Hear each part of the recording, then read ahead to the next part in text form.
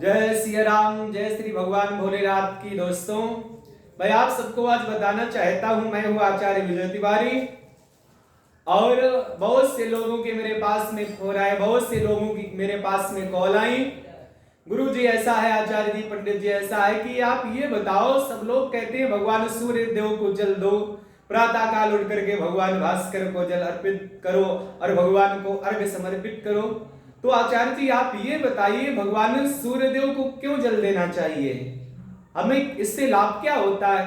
क्योंकि लोगों के पास में यही क्वेश्चन करने के लिए समय होता है, वो शंकर जी पे 1 कुंटल दूध क्यों चढ़ाते हैं, गरीबों में बांट दें, भगवान पर चढ़ाने से क्या होता है?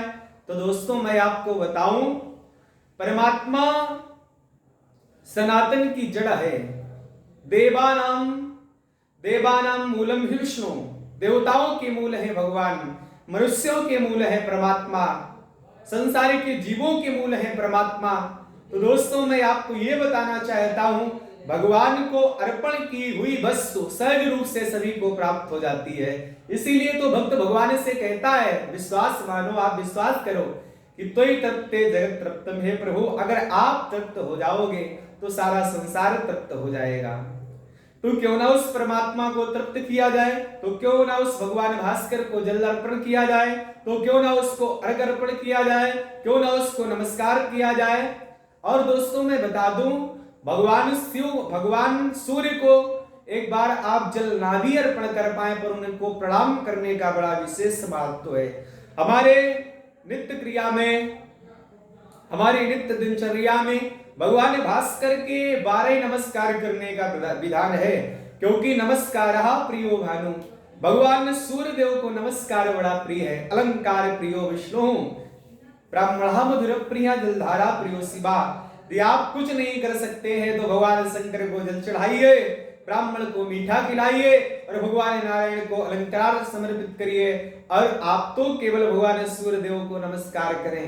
किंतु भगवान को अर्घ देने का भी बड़ा विशेष फल होता है, बड़ा महत्व होता है और उसका एक अद्भुत लाभ होता है। दोस्तों, भगवान भास्कर को जल देने के पीछे एक रीजन है।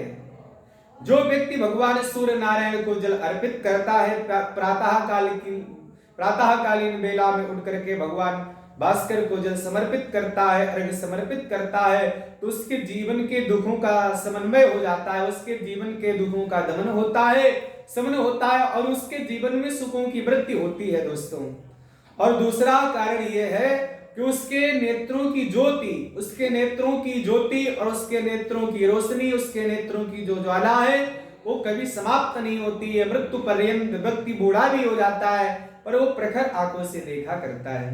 दूसरा रीजन दोस्तों ये है, जो लोग भगवान भास्कर को, भगवान सूर्य नारायण को जल अर्पित करते हैं, उनके जीवन में कहीं भी दरिद्रता नहीं आती है। और आप विश्वास ये मानो, मैं कोई बनावटी बातें नहीं कर रहा हूं, शास्त्र सम्मत आपको प्रमाण दे करके मैं अपनी बात को रख रहा हूं। आचार्य कहते हैं, आदित्यस्य नमस्कारम एकुर्वन्ति दिने दिने जन्मांतर सहस्रेषु दारिद्र्यं नोपजायते, जन्मांतर सहस्रेषु दारिद्र्यं नोपजायते।